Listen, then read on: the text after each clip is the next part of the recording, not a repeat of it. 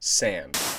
Every computer that has ever existed started as sand. Medieval alchemists spent their entire lives chasing one thing, turning base metals into something extraordinary. They called it the Great Work, and most of them died trying.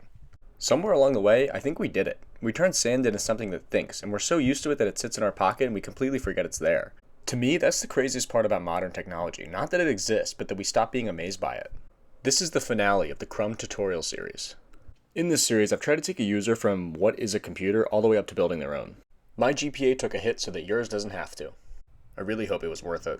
What you're watching is the first standalone CRUMB product. Every piece of this board represents something that I had to learn along the way. And everything I've learned, I've tried teaching on this channel. The biggest takeaway from this series is that computers are not as complicated as you think they are. Let me take you through a hypothetical. Let's say you wanted to build your own speaker. You might think, that's impossible, I can't do that. But if you look at it logically, all a speaker is doing is outputting sound. Granted, I am skipping over some layers of complexity, but this circuit board doesn't look that different from the one that I built. This has been the point that I've been trying to make this entire series. Once you learn how to build one computer with lights, a screen, and some buttons, you can really build anything. Let's go back to the circuit board that I've built. This circuit board is powered by batteries and has buttons, lights, an OLED screen, and a speaker. You might be thinking, so what? You built a skeleton that lights up. What's the value of this? Buttons, a screen, batteries, a light. It can't be that easy. Let's look at the speaker again. Lights, sound, a screen.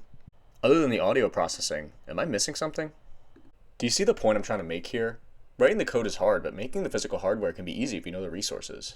Now, I was a little pressed for time with schoolwork, so I did pay Mr. Kashif $80 to design the circuit board for me. If you need a circuit board designed, this is your guy. Link in description.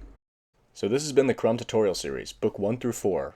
Earth, fire, water, and air. We went from what is a computer to building one from scratch, and along the way I hope that you started to see what I see. The computers aren't magic. They're not intimidating, they're just rocks we tricked into thinking.